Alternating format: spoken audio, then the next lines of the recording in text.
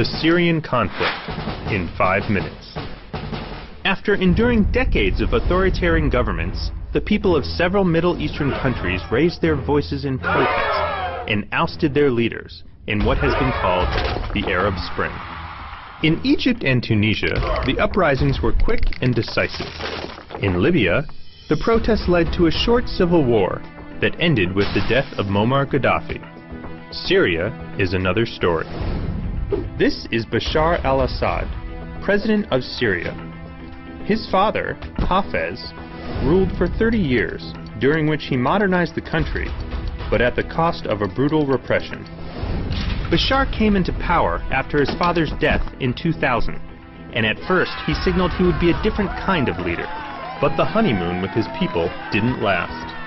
At the first sign of dissent, Assad tightened the restrictions to free speech, isolated the economy, and left very clear that democratic rule wasn't in his plans. 12 years of repression had to pass before thousands of people, following the example of Egyptians and Tunisians, took to the streets to demand reforms. At first, Assad's stance was conciliatory, but the repression continued, which in turn multiplied protests around the country. The army answered by opening fire against the demonstrators. Hundreds died, and thousands more were arrested. Any chance of a peaceful resolution died with the demonstrators. Small groups of armed rebels started to appear almost immediately. Since then, government and rebels are mired in a war that claimed the lives of more than 60,000 Syrians in the first 18 months of conflict.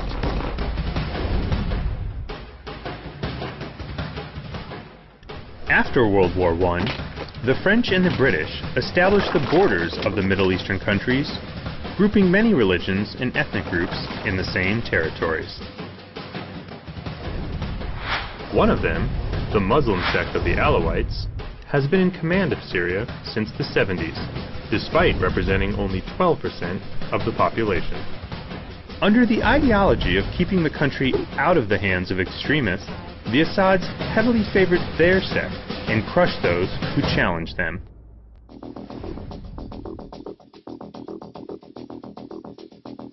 Since the outset of the war, it was clear that it would last a long time, mainly because the different rebel groups didn't have numbers, weapons, or a unifying ideology.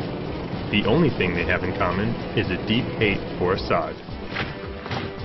As the weeks and months pass, the rebels have increased in numbers and weapons, but not enough to topple Assad, who is now receiving help from Iran. Also, many of the rebel groups have abused, killed, and displaced civilians in the name of the revolution, leaving many Syrians wondering if the cure is worse than the disease.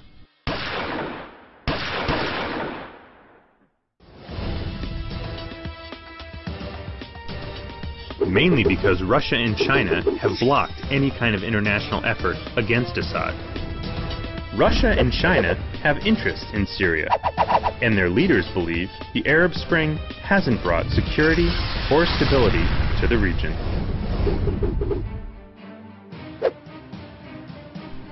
The US hasn't intervened openly because it hasn't found a group who's aligned with its ideology, and is wary that an intervention could give strength to radical groups.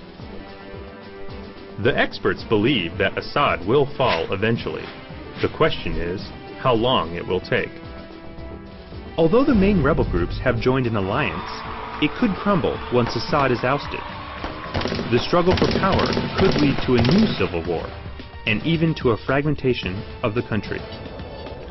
The conflict could also extend to countries such as Turkey, Lebanon, and Iraq, threatening the fragile stability of the Middle East. No matter the outcome, whoever assumes power in Syria will inherit a country in ruins, with an economy in shambles, a deeply divided population, and the challenge to fulfill the promises of the Arab Spring.